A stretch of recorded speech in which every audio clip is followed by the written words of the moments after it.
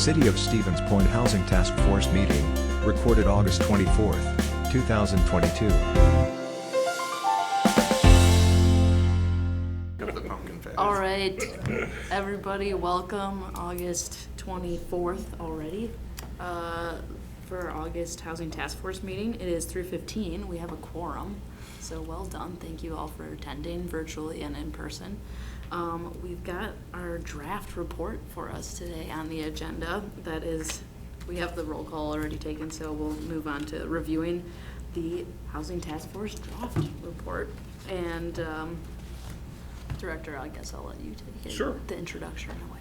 Okay, so we there's really two ways in which we're going to structure the draft report from this body that will eventually go to the council for their review, and whichever items that they identify as important to them to take forward and change within the zoning code or whatever internal policies we might have is totally up to them.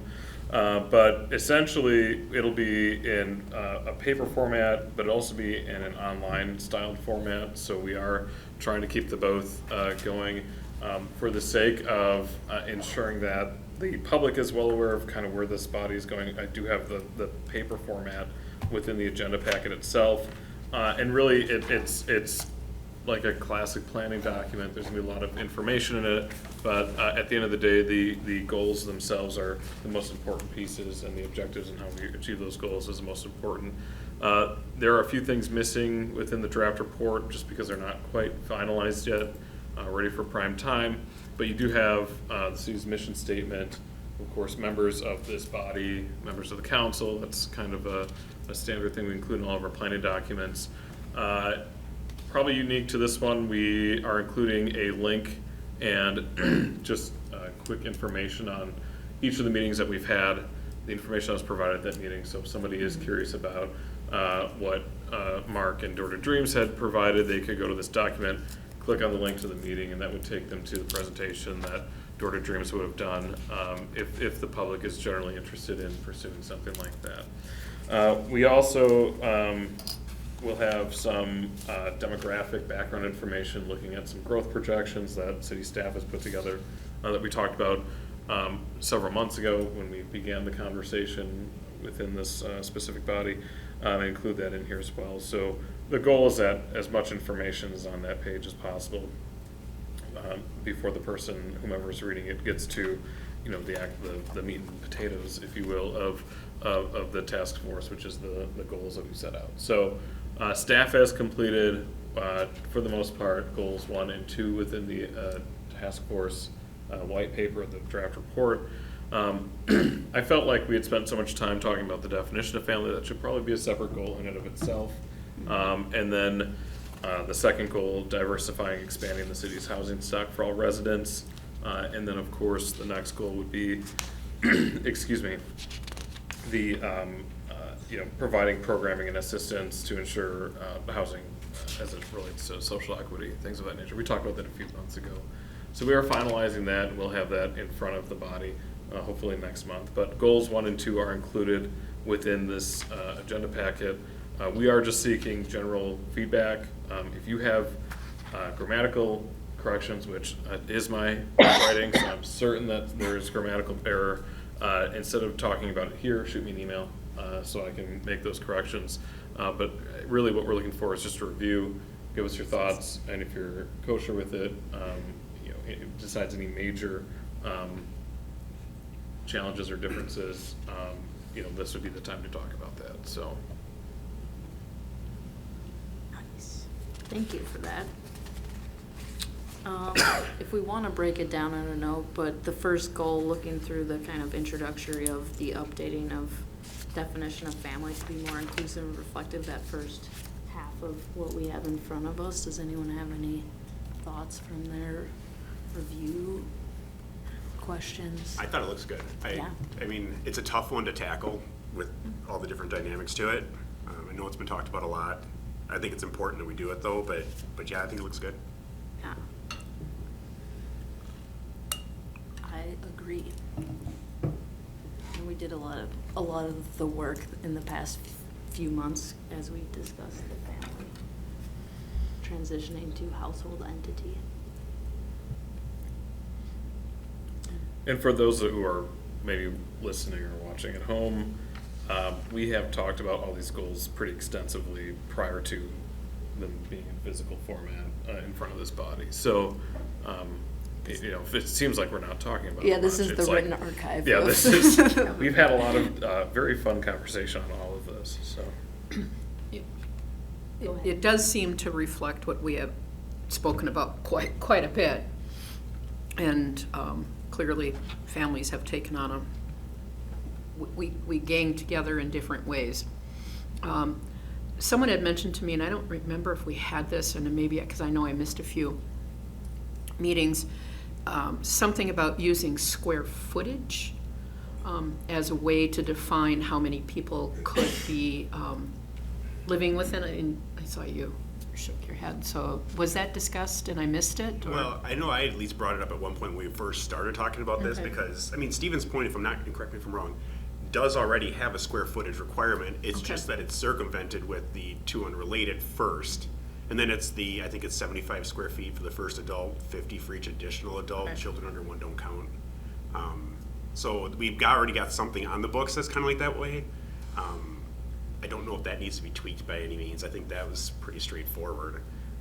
But So what you were saying that the square footage allowance or expectation under code seemed to be at odds with how we were defining family? not really. I think that the two were kind of in tandem, that you had your definition of family, but then inside that, you still had limitations on how many people you could put in a property. Because in a family unit, I suppose you don't also want to just have 15 people in a 2-bedroom apartment. Am I correct on that? That's kind of how it works. That's how we've always interpreted it when we look at our housing. yeah. So, the Universal Dwelling Code is the code that really kind of drives the minimum square footage requirements of buildings and for people.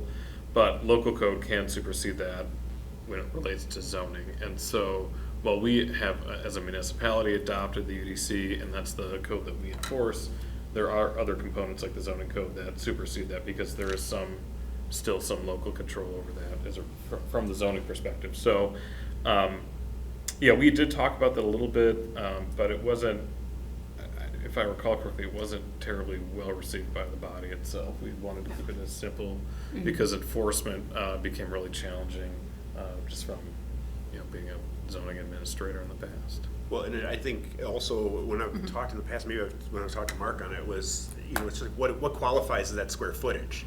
Is it just the bedrooms? Is the living room qualified because you can sleep somebody there? Obviously, you're not going to sleep somebody in a bathroom or a kitchen, but like where do you start really defining that square footage of the Yeah. unit? If you're going to do that, and we've always used it, like I said, as a fallback after the family.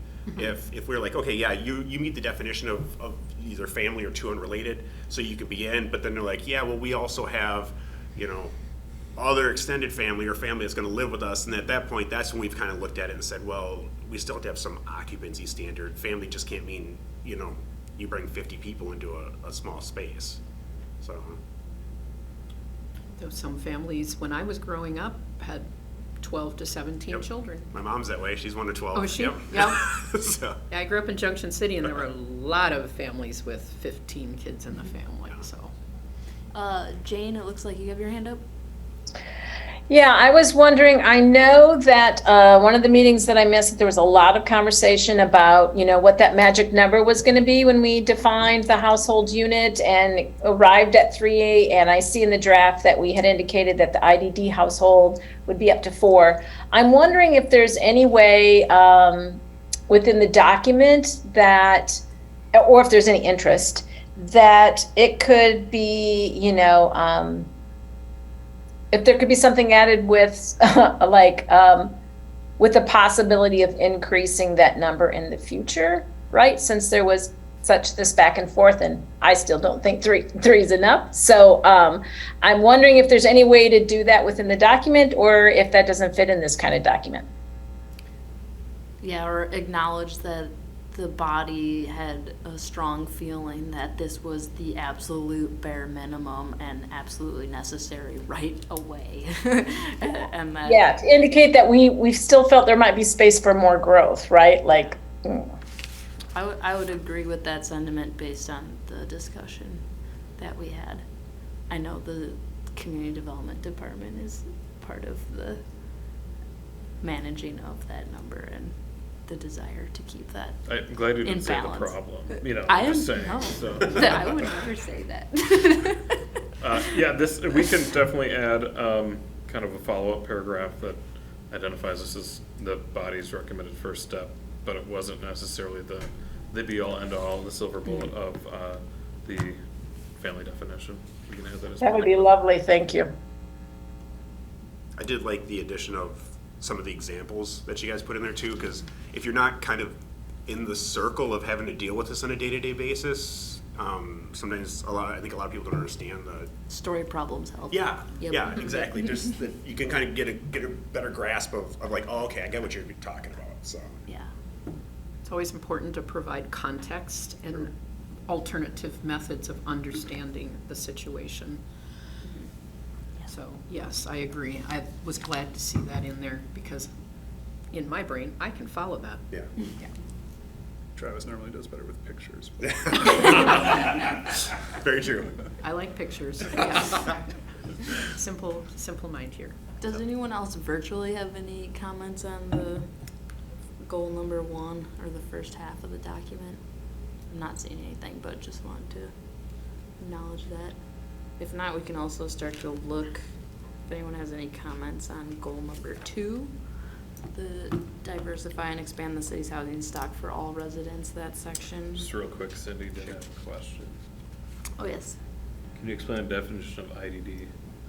Yes. Essentially, intellectual or developmentally disabled is the definition of IDD. So, Cindy, you would have to meet certain criteria that's outlined within the goal number 1 draft in order to qualify for the IDD household entity qualification within the zoning code. I hope that answered your question.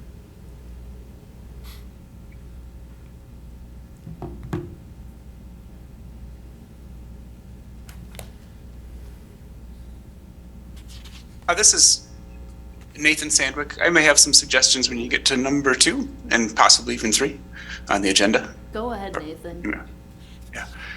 Yeah. Okay. I'll save my comment on equity for later. Just glancing at, first of all, I like number 1. To that question, it makes a lot of sense, and it's nice to see that some care was taken in revisiting the family definitions to be more useful for different situations. I don't see much in general to address the issue of sort of problems with the cost of housing, and but that's a tough nut to crack, and I imagine that really tackling that might require some careful framing and some more creative brainstorming to formulate some local strategies to navigate that issue. Overall, I don't see a whole lot. Maybe I missed it, but I don't see a whole lot to address the potential for housing quality decline. That tends to be a concern in college cities like ours, not because that students are all necessarily hard on houses, but because it can be relatively easy to rent to students at a reasonable price, even if the housing isn't totally great quality. So a couple recommendations to consider maybe would be consider reviving the idea of a housing inspection program as one way to address this and keep an eye on housing quality.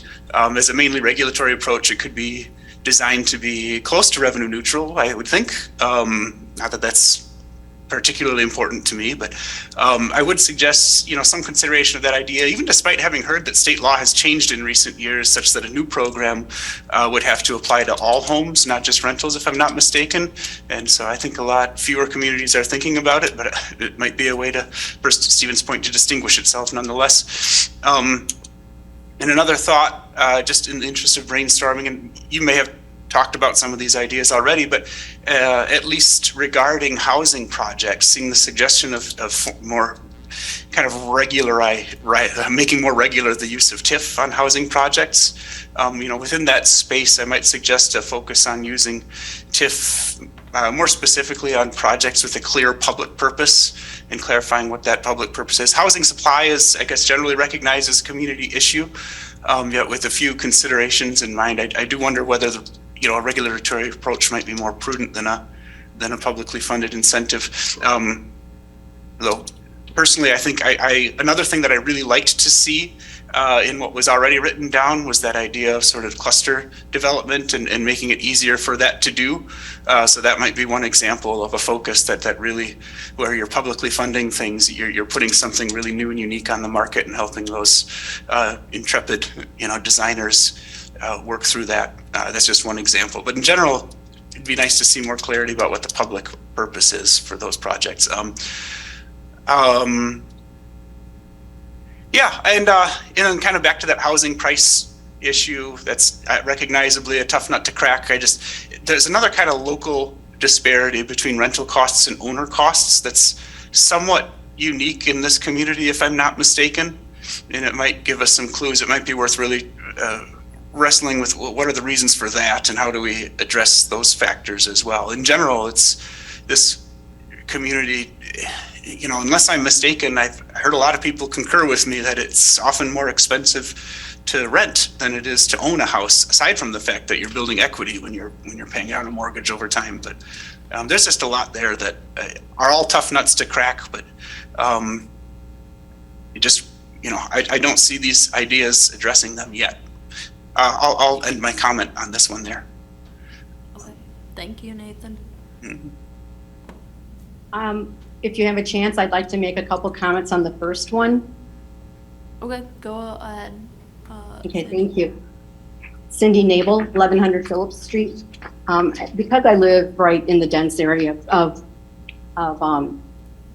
student housing and have chosen to live here and have stayed here 43 plus years, I think I have a good kind of feeling or understanding of some of the issues that are there. And one of the things that I'm not hearing brought back forth is the housing study back in 2017, which very strongly suggested that we not enlarge in the number of people in a household near campus, because then what we create is more of student rental and more over problems with parking and with garbage, noise, the density of rentals rather than homeowners, and which is what the city had tried to change years ago by making this not being able to duplex without having a larger lot anymore, because they realized we needed the space for, if they were going to be rentals, that there was parking. And because our ability to police that is very difficult, it has become quite more dense than it was when I first moved here back in 79, 80.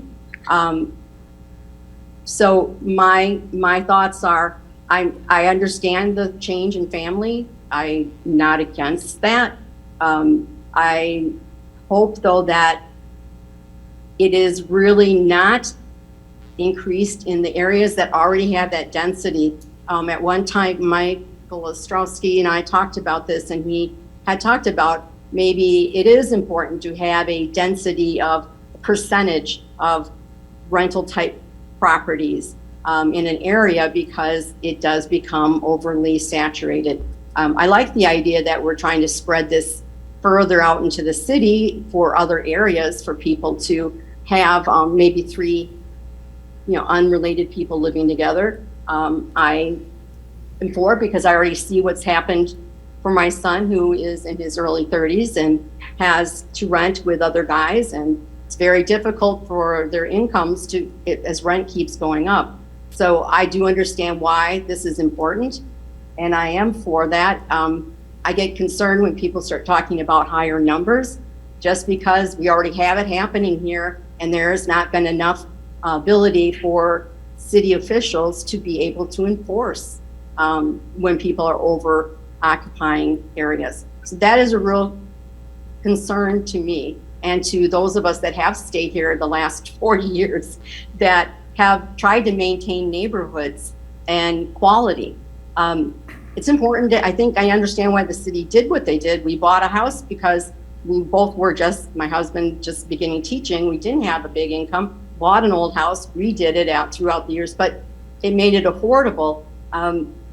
having students nearby was wonderful because we had babysitters. I mean, we had nice young groups of people that I felt became part of the neighborhood. So I'm not against that, never have been. I just don't want to see the density of houses that I've seen that are older get taken over to become put with more people in them for student rental in the same area, because they're already oversaturated with that. And I want to say that I totally agree with Nathan's comments about the quality.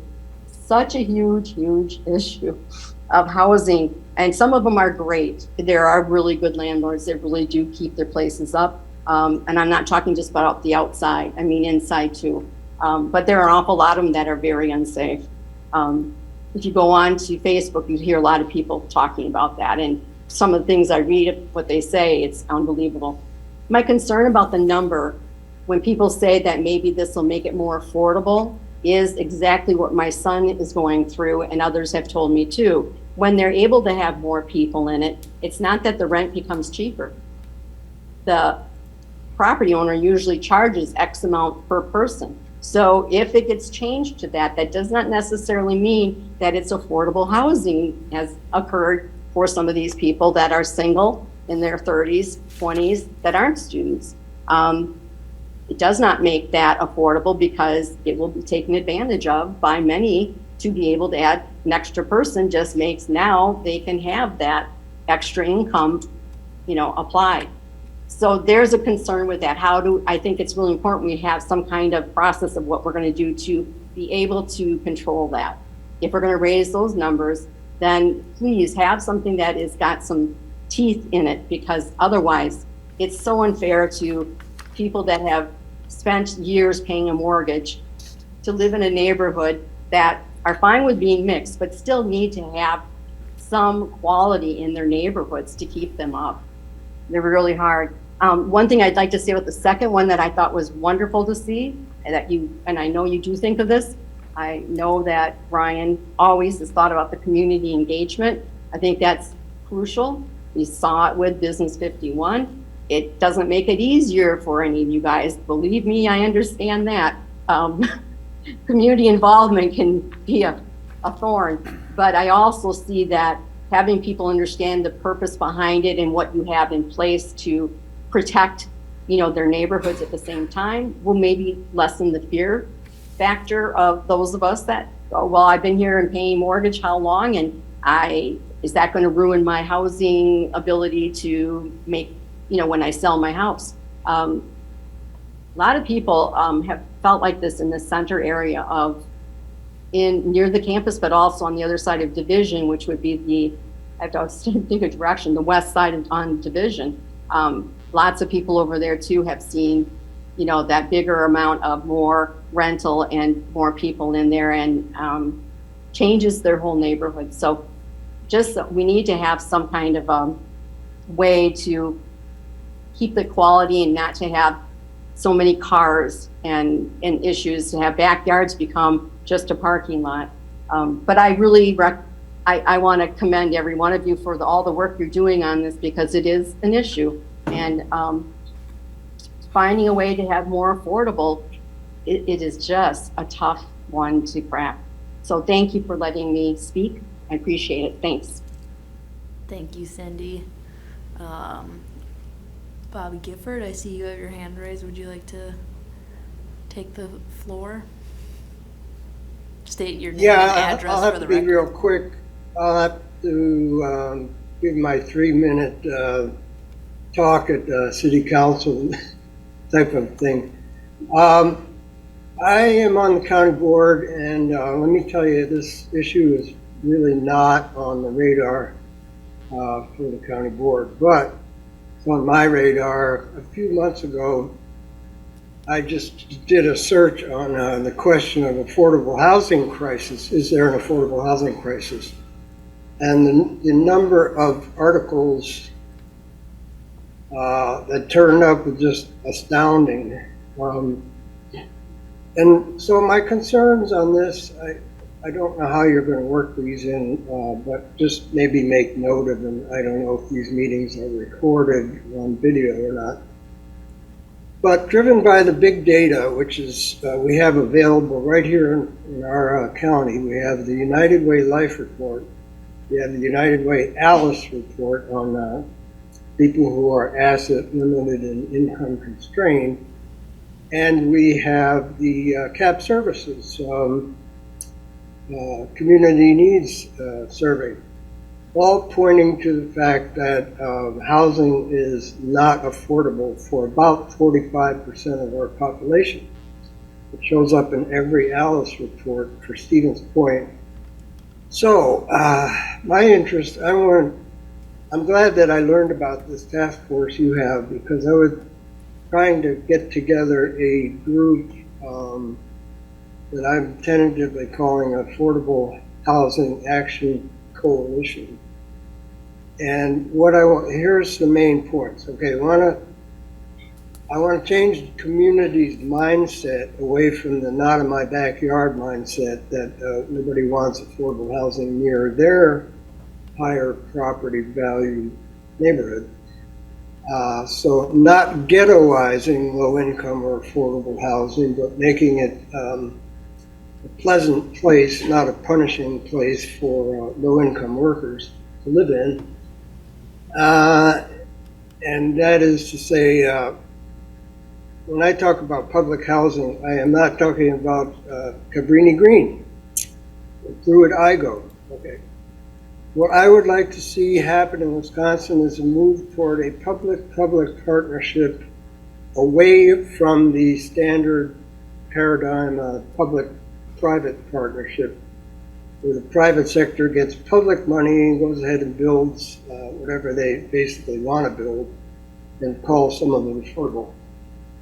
So the one final point I'll leave you with, because I have to get to a county committee meeting by 4.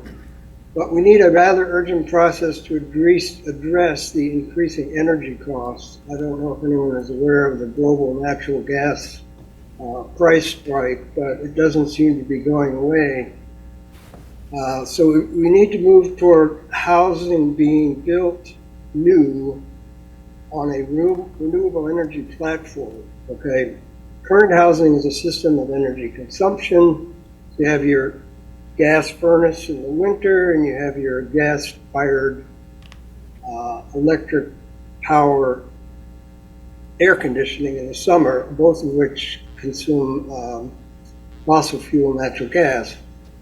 So housing needs to become a system for energy production, okay? And this could apply to affordable housing just as well, okay? So energy constraints are going to be on your radar screen from now on. This is not going to go away. There's no fancy new resource on the horizon that's going to rescue our economy. So this winter, I think you're going to see a lot of our elder and poor people really facing the stress of high heating costs in addition to high rent. So all those concerns are what I want to see happen. And when I say a public-public partnership, what I mean is actually public housing that is funded publicly by a Wisconsin agency called WHEDA, W-H-E-D-A, Housing and Economic Development Association agency. And those are my main points, and I know they're not on your agenda for today, but maybe store them away in the back of your mind for later. So thank you for hearing from me. Yes, thank you for those comments. From that public participation, I guess I'll note that I heard a little concern for the increasing of the family number or housing entity number, particularly in the campus area, but I know we had a lengthy discussion about why and how and the function of that. Those other meetings are available online if somebody wanted to go back and listen to those, right? Correct, yes, and they're conveniently linked in this document, so thank goodness for technology. I would also mention too, just to kind of dovetail on Cindy's comments, that we were part of the housing study when it went through before too, and one of the recommendations was to increase that to 3 unrelated. But to her point, they did also specify that that kind of core area campus was a concern that seeing more places go to rentals and less families. So Yeah. just for clarification, Yeah. that it wasn't that the housing study said that we shouldn't do it. It honestly said the opposite of it, but did put some caveats onto it too. Yes. And we did explore what the housing study had recommended, which was essentially, was it a mile radius around campus as I think it was a half mile. keeping the half-mile radius around campus, keeping the two-person definition, and then everything outside of that going to three-person definition. And then there was some legitimate concern that you're treating one part of the city differently than the other part of the city, and that it wouldn't prevent somebody from, just being outside that half-mile radius from occupying it as a student rental. And then, so you were pushing the problem further out and not treating every area of the city equally, so. And with the way the market's changed, there have been multiple rentals on campus that have sold as single-family homes this year. It's just they're worth more as homes now than they are as rentals. Yeah. I think some of the other points I heard that I was thinking about regarding affordability and some of the programs. I know we talked about making housing ownership accessible at some points and kind of rent payments paralleling mortgage payments. And so I think number 4 under goal number 2, number 4 in economic development talks about evaluating our existing programs, because we do have a lot of programs that both can help with the affordability and accessing ownership, but also with the quality of housing in terms of improving the housing stock itself. And I think, to me, number 4 kind of addresses some of that financial impacts a little bit. I agree. I think that's really important Yeah. to go back, because I remember, oh gosh, it must have been maybe 2017 or 18 when council took that money that really was the seed for those programs with the Redevelopment Authority. But there were a list of other programs, and I think it was Alder Napel at the time who did a lot of research and gave it to the Redevelopment Authority, and they selected these programs from that menu. I think La Crosse had a much broader opportunity on housing, and some of it included, I think Wausau does this, I think La Crosse does it, I think Appleton maybe, or Oshkosh, and that's sort of flipping, houses. Yeah. So I don't know if, I'm sure Cindy still has that list because I know her and it keeps every detail. But to go back to that list and say, are there other things now That makes sense. that make sense? And then also redevelop or re-examine these and say, have they netted the kind of change we want? So that was exactly where I was going with that. Yeah, and just from the redevelopment authorities aspect, so there, originally the seed money was, about 500,000 that was provided to the redevelopment authority through the general fund. That was supposed to be used for the Neighbor Helping Neighbor grant, housing modernization, curb appeal, residential multifamily conversion, and residential demolition are the 5 programs that we as a staff had really started to look at.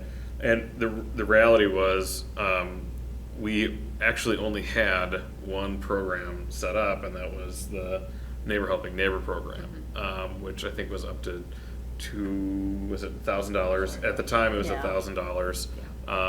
And we actually, just last week, we had a redevelopment authority meeting, and we looked at the last 4 years of our usage, and it was like 0.6% of our total budget for these grant programs. Now, thankfully, this year, year to date, we were at like 28% of our usage. So we are seeing an increase, and Mark and Chris have done a really nice job of working with folks who are interested in utilizing these grant programs. Additionally, Redevelopment Authority realized that we really need to up the Neighbor Helping Neighbor grant program. I think that's now $5,000 per grant, up to $5,000 per grant. And then the curb appeal and housing modernization grant programs that actually have no formal policy or formal program, Chris and Mark are looking at to formalize something this fall. So it's been a lot of just realizing the money's sitting there and nobody's using it, and then identifying better ways to leverage those dollars for the public good. And so we are hopeful in the next few years those program usage will be way up. So and we'll see the physical, the tangible results of that. I think one of the recommendations, and again, I feel strongly about in support of it, is that reexamination of the role of the Redevelopment Authority and the Housing Authority, and trying to get, whether it's reorganization or realignment under community development, rather than having these disparate sort of entities functioning autonomously or semi-autonomously. It disconnects the rest of policy that council may be making from other opportunities in the city. So I think those things are really important. The other one, and I didn't see it here, and I think I may have mentioned it, and it relates to, those tax deed properties, and that really requires that collaboration with the county to try to be able to grab those properties rather than have them sit vacant and become even more dilapidated because of whatever legacy disagreements there may have been about those properties with the county and the city. So I think there's opportunity there. And again, that's probably a matter of just having conversations, but I think it's something we really need to focus on. I do think also one thing, and Mr. Gifford mentioned it, but I do think that the city, looking at the feasibility of some public projects is a great idea. I think one thing we've all noticed that there is a gap in housing that's provided to a lot of different individuals throughout town, and it's one that probably is going to be difficult to fill with private landlords, and you could argue may or may not be their responsibility. That I think the city looking at taking on a project and funding it and running it, where you have housing that meets criteria that we've all identified are important in these projects, would be something worth looking into at some point, even just studying the feasibility of it. I know the city's kind of pushed what they would like to see downtown at the old Shopko area. I would be 100% for the city doing a development like that and funding it themselves and running it so that you can target the classes of people that are not represented in the current housing stock, as well as parking and everything else downtown. If you're not able through private fund or public funding but private ownership to get exactly what the city wants, and I know it's been another topic we've discussed, is being a little more rigid in the criteria the city sets on some of these TIF funded projects, that maybe moving forward with a public project there is probably not a bad idea. Gets to a good TIF policy. Yes. Which we don't have. Yeah. Which we need. We do have electric vehicle requirements now. I'm just saying. I do recall, I think Travis, you may have mentioned this, and it was about sort of public, so government supporting private landlords. And maybe this is a part of something similar to Rent Ready, but being able to subsidize, support, I don't care what you want to say, people who are at risk. In specifically, I've had conversations with people with felony convictions. We love to punish people forever, and I understand the private land. I get the capitalism thing. I totally do, and you need to protect yourself. But I thought it seems like you had said something once. Is there a way to make the risk less? Yeah. Because if you're convicted of a felony and do your time and come back out and just need a place to have a roof over your head, I don't know that we need to be punitive forever. So. Right. Yeah, and I don't disagree. I mean, I think we all are selective in who we put in the properties, and this is the balancing act. If you're going to be a landlord, is I've known Cindy for years.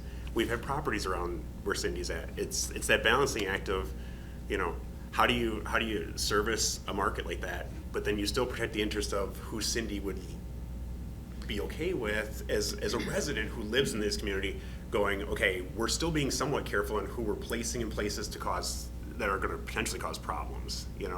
So there's a balancing act on that. I mean, HUD has been pretty straightforward on the fact that they do not allow blanket no felonies anymore. So we all have time frames, at least we're supposed to be, otherwise HUD might have an issue with it, on how far back you go. Generally, I'm seeing 3 to 5 years. Some people go a little bit longer, but there is that. I know I've had conversations with, this is not a popular topic, but sex offenders. There's another one that talk about the ultimate stigmatism as to what do they do when they get out, and you know, where do they kind of go to as well too. So there's definitely segments, I think, of the community that you know, are stigmatized and have some issues finding places to live. So, but back to your point, you know, Rent Ready, I think, is a prime example of that, going, you know, between that private and public partnership of going, you know, yeah, we're going to take on some risk, but there's a little bit of a safety net for us if something goes wrong, and that allows people to take on the risk a little bit more. And it doesn't really help too much when you deal with a market where there's a lot of strong tenants as to why make the case, should I take a risk on somebody else who is not as strong. So that sometimes becomes a problem too in strong markets where there's a lot of rental going on. So. And people fall through. I think Extension also is working on some of those things as well, and they've got some grant funding, but seems, I mean, we can't pretend they don't exist. Exactly. So, you know, it just like. Well, that's where some of the density stuff comes into. You know, you're talking, there's a lot of good tenants out there, so we don't have to take risks on tenants. You know, so adding density, new construction is not the answer, because new construction's double or triple the cost of existing rents. So new construction isn't going to solve the problem that a lot of what we've discussed about. You need to do it through existing properties, and that's where, you know, the density comes into play. That if we can increase the density, and I know it's unpopular, but if we can work at even allowing some of, you know, the non-conforming properties and maintaining some of those uses, that's where you're going to really actually be able to get some teeth in some affordability. New construction, new projects, unless they're subsidized, are not going to be anything that will touch anything that's considered affordable. Anybody who's tried to build knows that there's just no absolute possible way that you could build something and have it be any way an affordable rent. It's new construction should never be, I don't think, commingled with being affordable. No. For a lot of stuff. That's kind of the step up housing where people move up to free up affordable housing. So, and it is something to keep in mind, because I do hear that a lot and we see it, you know, when we look at Facebook posts and stuff on our housing groups, that, you know, a new construction project comes in there, and then, you know, you see a lot of negative comments or connotations towards the price of it, and I'm like, anybody who has any idea on construction knows why those prices are there where they're at, and they're lucky to break even at those prices. And that's why we need housing tax credits. So, yeah. I'm going to interject because I see Jane has her hand raised and want to acknowledge. Jane, you have a comment? Thanks. I just want to reiterate what's being discussed right now with One Big Tent. I know at least 5 individuals right now who have some criminal history, and even some who are working with Mark. I see you there, Mark. Hi. With Rent Ready. But, you know, there's no housing for them to go into. So I'm just going to tell you, there's a huge problem growing, and it's going to explode very soon. Because we have a lot of folks that, like Melissa said, who have paid their dues and can't get in, or folks who have worked through with Rent Ready or other situations, and there's nowhere for them to go. There's nowhere for them to go. And a lot of times, you know, I know a lot of our community thinks, oh, well, we have Salvation Army. I can't tell you how many people have said to me how shocked they are when they find out that people don't actually have somewhere to go. They think anybody who's unhoused can go to Salvation Army and have a place to be. And that's not the case, as we all know. And we are reaching a crisis point, just based on what I'm seeing down at One Big Tent. Thank you for that. I also heard that from community member Nathan Sandwick, who mentioned that the Rent Ready program is hitting this wall of people who are ready, but there aren't housing. So, Mark, you would like to speak? Yes, please.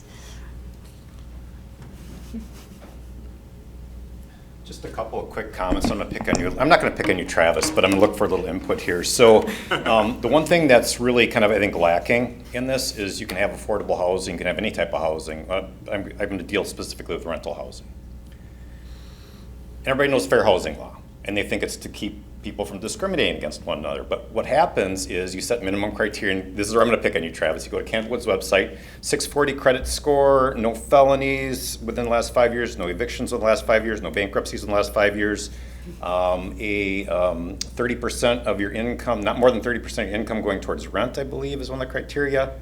I think that's all the major ones, and that's not unusual. Sure. Okay, that's not unusual, but here's the thing. I would say, and I just listed a property, very small, 600 square foot, 2-bedroom duplex in Weston on Facebook Marketplace.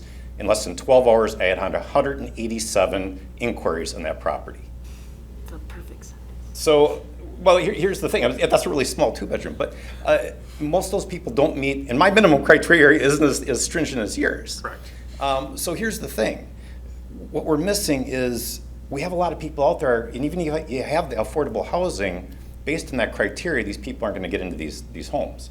If they have the felony, if they have the bankruptcy. So that's not addressed. And that's a big hurdle. And as Melissa mentioned, that's like a huge hurdle. That's as big of a hurdle as the low-income housing. So, while housing affordability is one aspect of it, it's also getting people with black marks, because otherwise they're essentially chastised from that rental market for 5 years. I mean, that's the reality of it. And I spoke at the Central Wisconsin Apartment Owners, and there's some apartment owners that believe, hey, they should be ostracized from the rental market for 5 years. I don't think that's your case, but certainly there are people that believe that. So I mean, it's something just to really consider.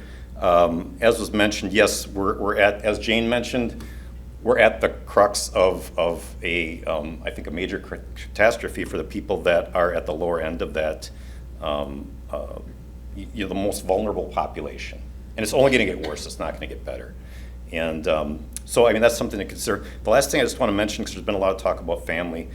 My very first week in the job, I've been with the city for over 5 years. There's 2 things I recommended to Michael Ostrowski. That was 1, on-street overnight parking, and change the definition of family. Why?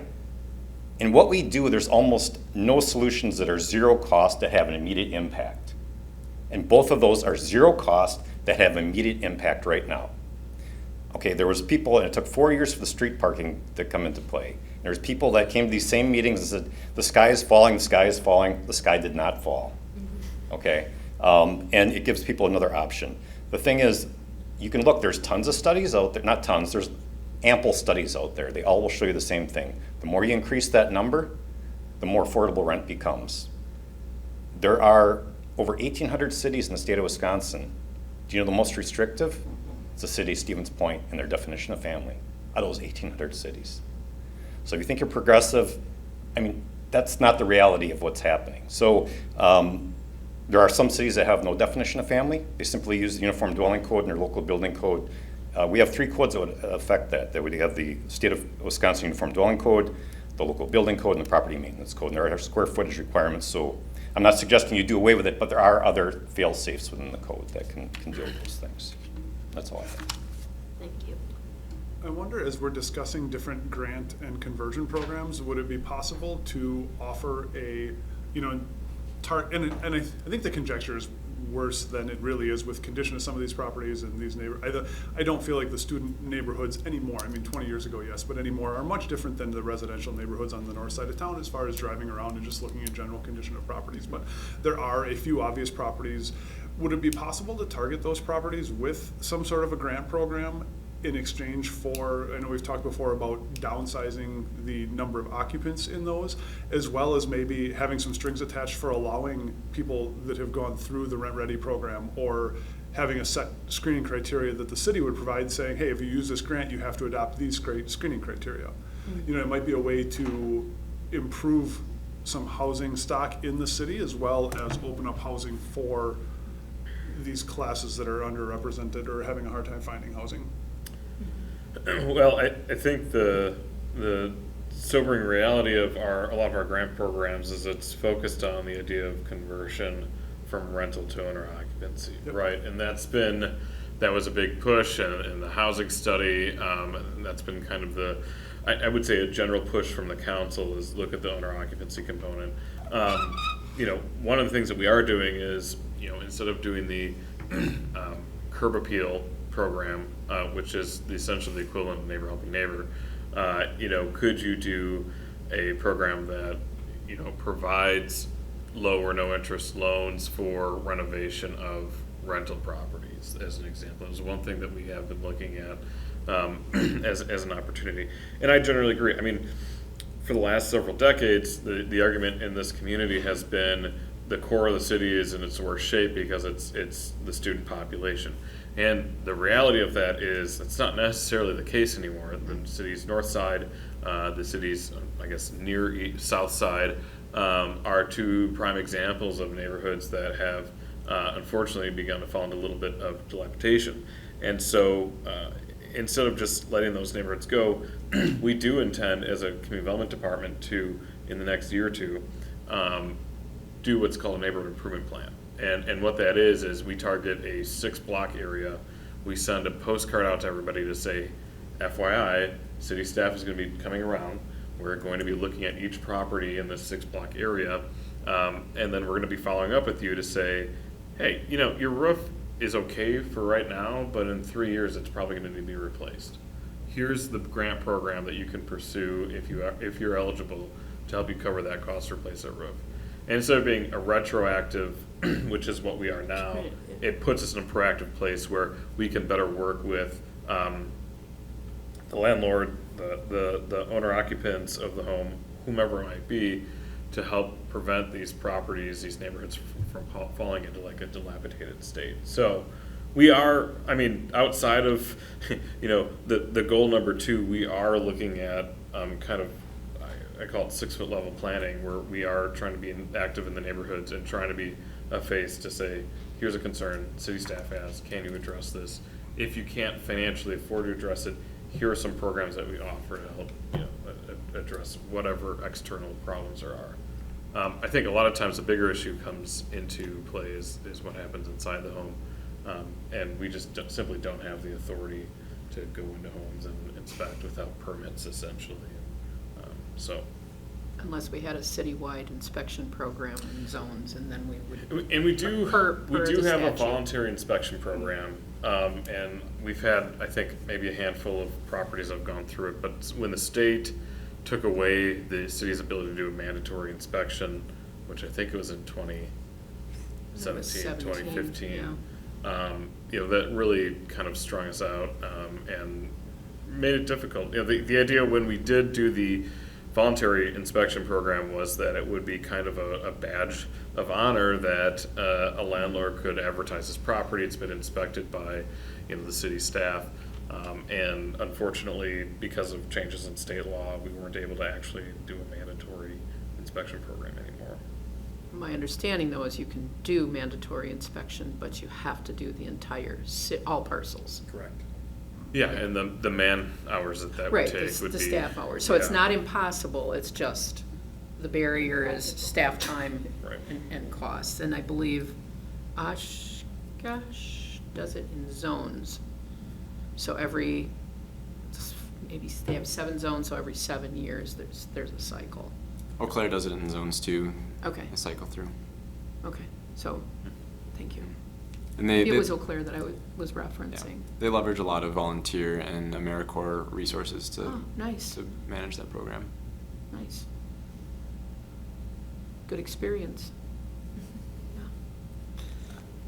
One of the things this is Bobby Jayaman with CAP Services. I think one of the things that I'm hearing is that even if we had a very efficient and unfettered housing marketplace, either rental or people trying to buy homes, that it's not going to solve all the housing problems for everybody, and that may not be possible. But I guess getting to the level of specificity, maybe what types of partnerships or what types of programs can be suggested to help some of the more at-risk people that we're hearing about. I don't know if that is where the greatest opportunities lie, but I guess I would like to hear more specificity about what can be done there, because we, as a community, I think, or area-wide, we've been hearing about life reports, housing reports going back 5-6 years, and I'm just wondering, when we can really do something about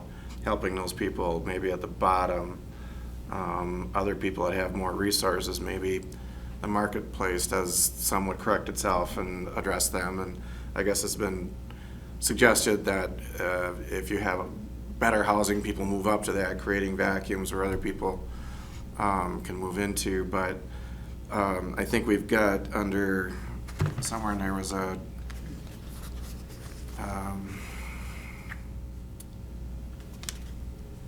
increasing transitional housing stock. I'm not sure I understand what we exactly mean by transitional housing stock and if that's somehow related to this.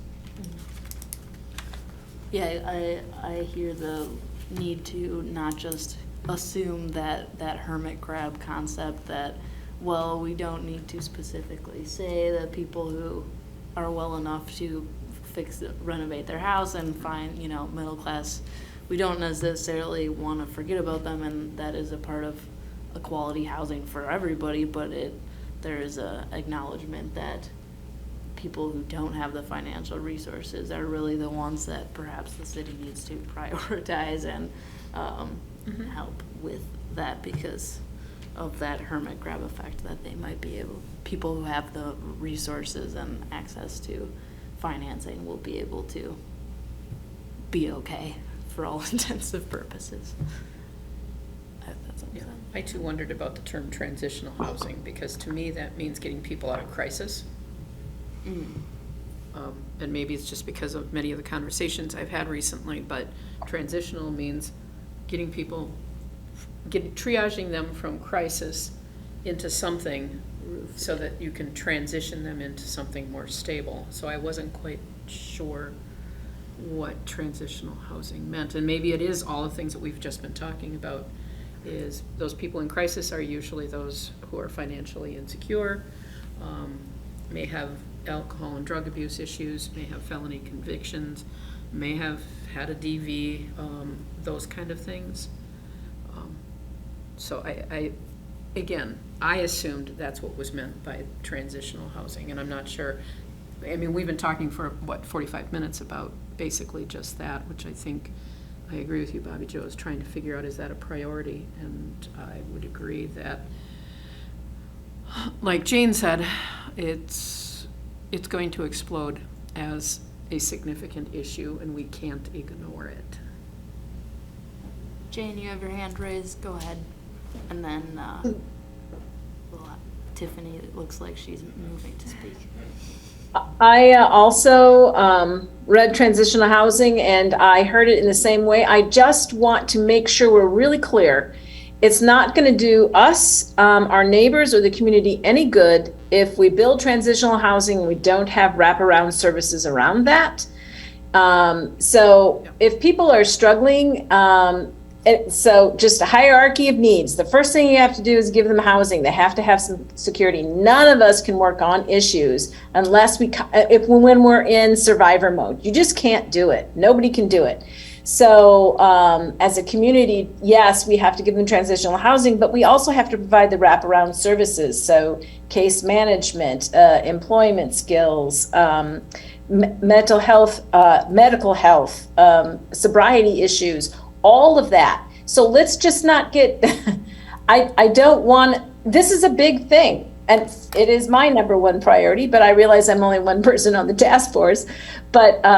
But we can't just build houses and store people in them. People are not products to be warehoused.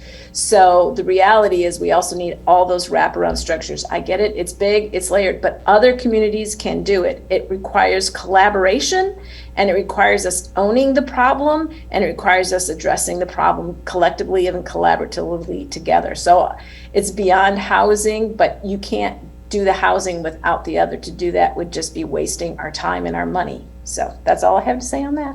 Thank you, Jane. Tiffany. She kind of said everything I was pretty much going to say. It is exploding. We are really seeing crazy numbers on the streets.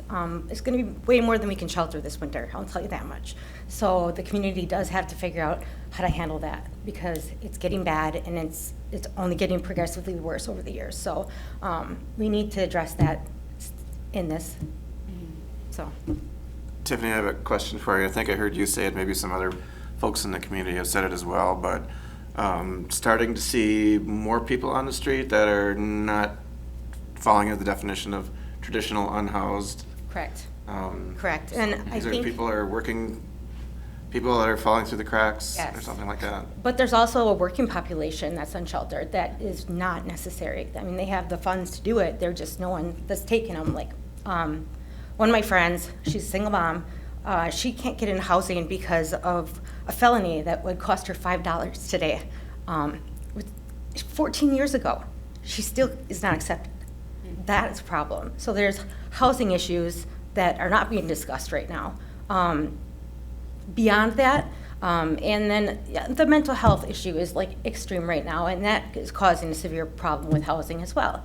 So I think we need to dig a little deeper than just the 3 people in a household. I think 4 people, I mean, if they're all working, they should be able to afford housing. I'm just seeing that population get bigger. So I haven't been seeing as much substance abuse, honestly, which is different from what we used to see at the shelter.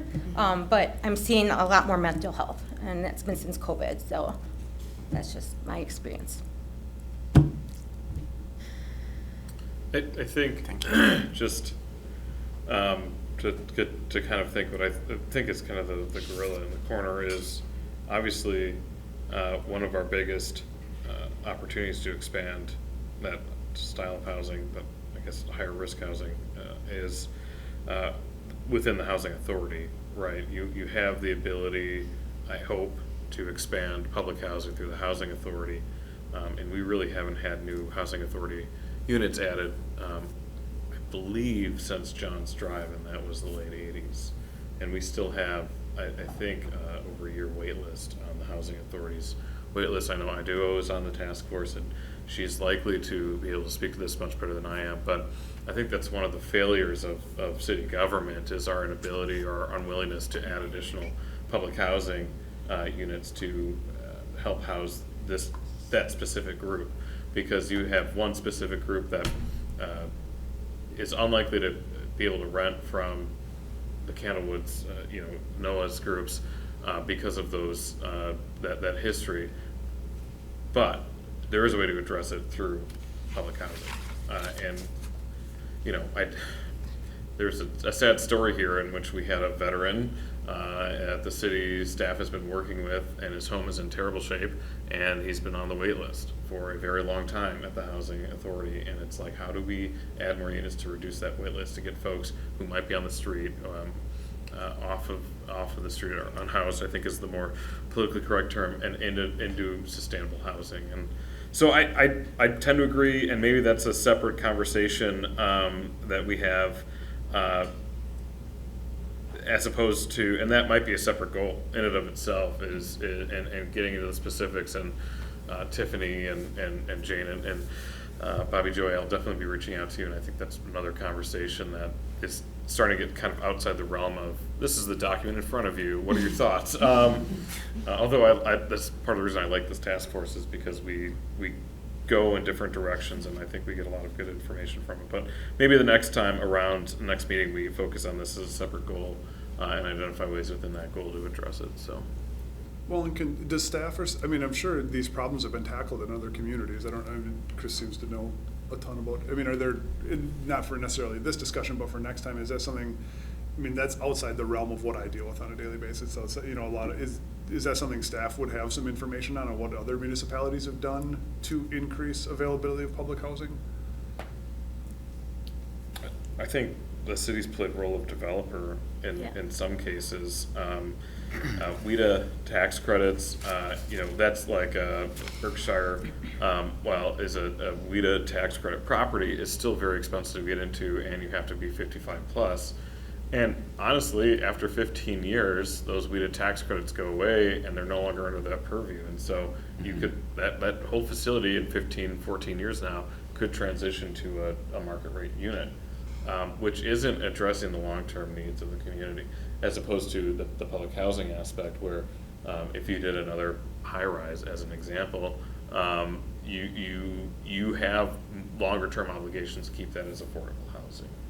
We got an Edgewater lot available. So on June 30th, the Biden administration announced their first ever funding program dedicated to reconnecting American communities. This is a joint effort by HUD and the US DOT, and I'll give you a quote. I just found out about this the other day. One of my constituents sent me this.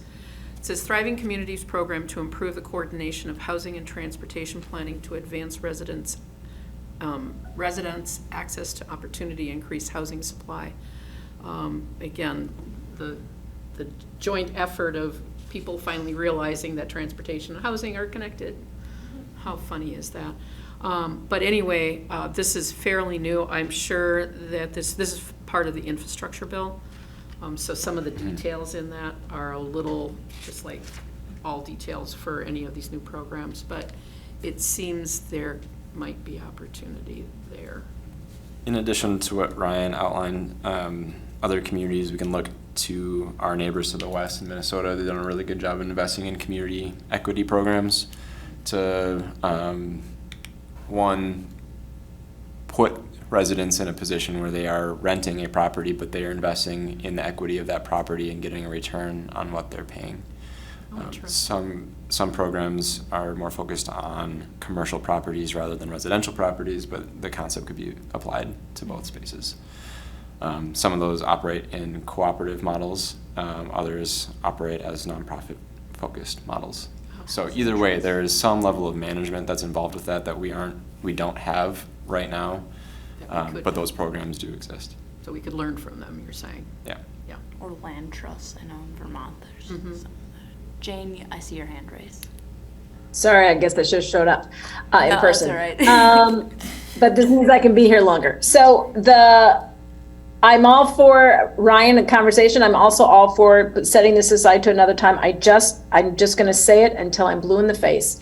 We can't just do public housing. We have to also connect that to wraparound care, because what happens is all kinds of wonderful social services that are put in place with great intention, what they do is they keep people, the systems are built to keep people in the systems. Public housing by itself is built to keep people in public housing.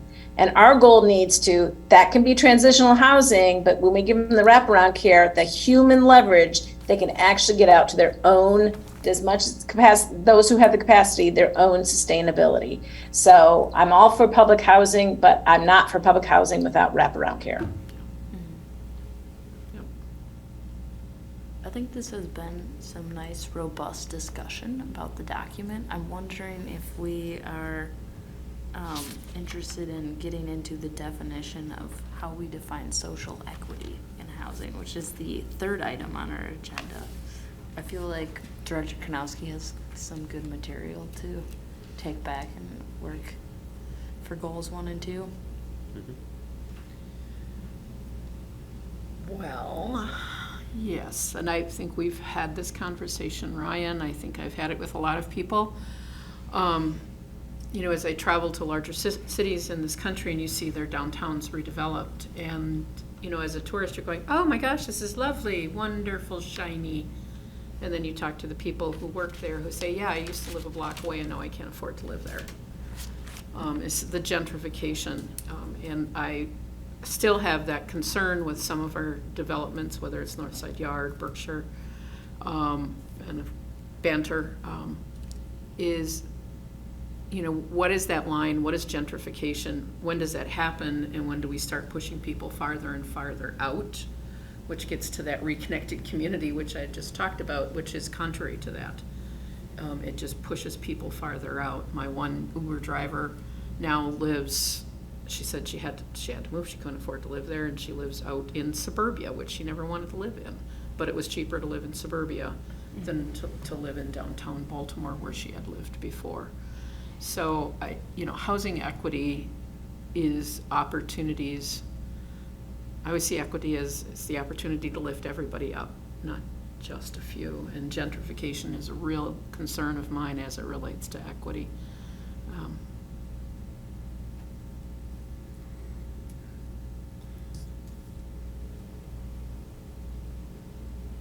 Anyone else? Defining social equity. When referring to equity, we're referring to access, right? Mm-hmm. Access to the amenities that you need, food, work, spaces that bring joy. We're referring to those things that you want in your life, right? So we're trying to accommodate that in as many lives as possible and as many places as possible. Mm-hmm. Yeah. So. Yeah, and I guess I see the social equity in housing, making sure if you want to rent, that you can rent, have access to that. If you want to own, you have the opportunity to that. And there are different mechanisms for that besides just get a mortgage. There are more creative models that we can set up, or you just rent this one place, as we've been discussing. So providing a menu or the array for all the people who want to rent, who want to own, and being able to step through those different levels. It's also understanding the barriers that are there that prevent equity. We may not even know them when we just started talking about them. And without having a conversation about what the barriers, what they look like, and how they can be mitigated, there'll always be a barrier. And getting caught in that cycle is sucky, totally sucky. And then the more you're caught in it, the more you think you're not worthy of anything beyond the sucky life you have. So equity to me is about understanding the barriers and trying to rid them so people can live happy lives, safe lives, full lives. So, speaking from Mark, it's my I guess one point to echo both yours is I think about outcomes, right? Fairness and outcomes. Because sometimes there's policies on their face are neutral, but when you look at the outcomes that are experienced, they definitely aren't. And so when I think about the outcomes, I think that's kind of the scorecard. And then what are the barriers that are preventing that from happening is what needs to be solved and addressed. Thank you. That's a good point. having the conversation first. Yeah. Any other thoughts on that?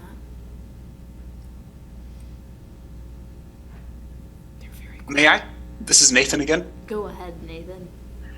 Just that a fascinating observation. I mean, there's many facets of social equity in housing that are worth exploring. One, I think, that doesn't get all that much attention here, although it's certainly relevant here, but is named pretty bluntly in Europe and some other places, is the idea of the intergenerational injustice, or as some put it, a war on young people.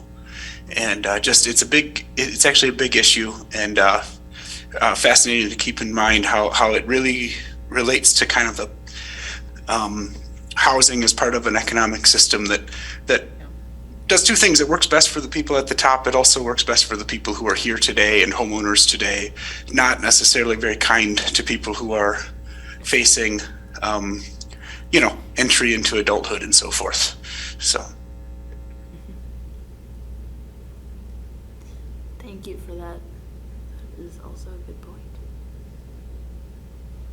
Why did you include this? I mean, it's a good we could probably have a semester of nothing more than just that as it relates to planning. I think it's important. Where do you see us going with that? And maybe it's to that whole discussion as it relates to those at-risk individuals, and how we have traditionally either ignored them or pretended we somehow met them because we put lipstick on the pig. Yeah, so goal 3 was increase home ownership opportunities through social equity. And it was pointed out that we haven't defined what social equity is, and I think that's just part of my own biases, and not realizing that the conversation hasn't been had. And so I wanted to get a feel from the task force and how there's no one size fits all, right? I mean, but how do we fit the social equity component not only into the home ownership but everything as it relates to housing, and just wanting to get a better understanding where the task force was from there. And I do apologize, I could have provided you definitions or academic papers in social equity, but I think the most fruitful information we've gotten from this group is like just unleashing the dog and seeing where it goes, right? And that's kind of what my thought process was, and it's been really fruitful thus far. So I thought it was a good way to start a philosophy class. So one thing I would question, and it probably just me on my horse here, why is the basis ownership? And I think that's something that the group should look at. And I mean, in a town that is 50% rental properties, in a group of people who need housing, social equity, and I think Chris brought up some stuff that I never thought about, does somebody want to live in a 32-unit apartment building their whole life? Or do they want to move out to a duplex where they have a yard and are part of a neighbor? Social equity isn't just ownership. I think you could expand that into, and I think larger picture, the council, I think over the last 40 years has hamstrung the city in certain aspects. I think the definition of family over the years has created the division that we see between the off-campus and on-campus housing by forcing students to live on campus because they aren't able to expand out. I think that, truthfully, I think the council and just the overall aspect of looking at it from an owner-occupied, even all the programs that are available for, even years ago the city put in a bunch of trees. It was a beautification program. Landlords didn't apply or wouldn't qualify. I couldn't get a tree to put in the boulevard. It's the city's basis that the entry level for any decision making at a city level should be based off of ownership. I think might need to be re-examined. I think there are times where that makes a lot of sense, but I think there are also times where some of these programs would be much more effective and realistic if they weren't based in single occupancy ownership. And I think that's something, as a couple of members of the council are here and maybe listening or listen in the future, that's something to maybe reevaluate and say, why is this our baseline? Why is our baseline single family ownership? And how does that affect where our city is headed? You make very good points, and I always like it when I'm checked. I do. Yeah. And so when you were saying that, I'm going, okay, why is that? Was I letting my own sort of internal biases somehow guide that? And I'm not sure what the answer is, but your point is well taken, because not everybody wants to own. Well, and I think most people do. I mean, I also like being checked. I like being challenged, and I can freely admit that I think most people's goal, realistic or not, would be to own their own property, have their own space. Just have their own space. Yeah. But I think that can be applied, again, if we're looking at things realistically, there's a group of people that isn't going to happen for. There's a group of people that isn't what they want. And that, making sure that the programs we're putting in place, cater to all of those people is important. So the selection, the options should fall into, when we talk about equity, is, all those different opportunities to meet a wide variety of need rather than having a very narrow scope. Good point. Mark, I saw you moving towards the mic. I guess I just wanted to compliment the group on the quality of discussion. And I've missed very few of these meetings, and it's not because I have nothing else to do. It's Lord knows. But I do appreciate all the information and the good discussion that's taking place, and just the variety of perspectives that everybody brings to the table. And I think it's really resulted in some really helpful information and things that will be able to be used moving forward. I think one of the things that becomes pretty apparent is there's not going to be one magic silver bullet that's going to solve everything, because there's a variety of situations, and I agree with you, Noah, ownership's not the solution for everybody. A large number of people do want to build equity, but there's a lot of people too that want to be able to have that flexibility of being able to shift and do things differently if they want to. I think it's important for us to try to envision all those different possibilities and come up with ways of providing the support. I also do agree with Jane. I've probably attended a half a dozen meetings in the last probably 5-6 weeks on dealing with the unsheltered, and with a variety of stakeholders, and looking at things coming at it from a bunch of different directions. And it is a concern, and it's not going to be an easy situation to address. We're gonna have to come at it in a lot of different ways. And so I think this is a really good start to all of it. I think we need to make sure we get as many people together, and I've been trying to touch base with a lot of potential participants in the solutions as well. But I think this is proof that none of us is as smart as all of us, and listening to you guys has been really, really helpful. So Thank you. Also, to respond to your question about why we're looking at home ownership, and correct me if I'm wrong, but I think part of the reason we're looking at home ownership specifically in that is that, you know, home ownership has historically been one of the ways communities build wealth. And so the more independent property owners that an area does have, more higher likelihood that that area will remain resilient through economic downturn. So I think that's one of the reasons why we look at it. Yeah. But you, as mentioned before, there are other programs for people to build equity within property other than ownership of a single family or single housing identity. Yeah.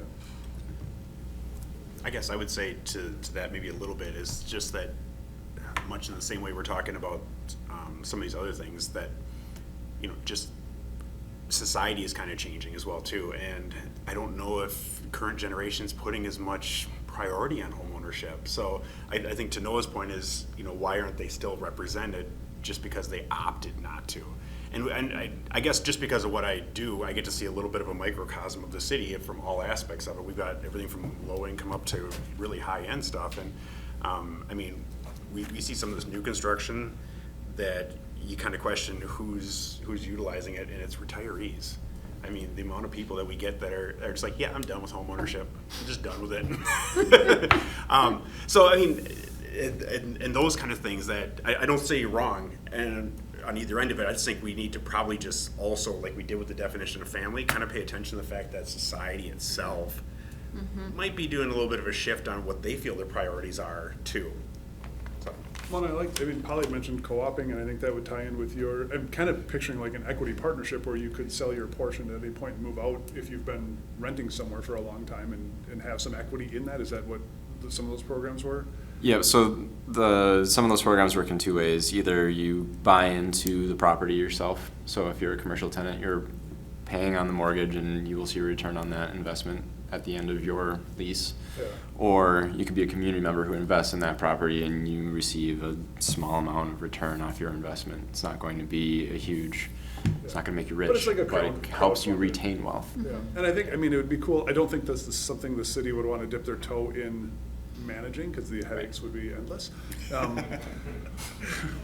But I do think it'd be cool for the city to provide some framework and have that as a, hey, here's a blanket document that would allow for individuals or however many people to go together, purchase a property, and not have to replicate the cost each time of setting up that framework. You know, maybe if the cities, you know, have Andrew or not Andrew, he's Logan, develop some paperwork that would allow, you know, template language. Yeah, something like that would be, you know, an interesting thing that the city could do. Similar to like development plans that we had talked about in previous, like here's some things that we already would approve that you could just build this. And like you could build this in the abstract organizational form and buy a house that needs a lot of love.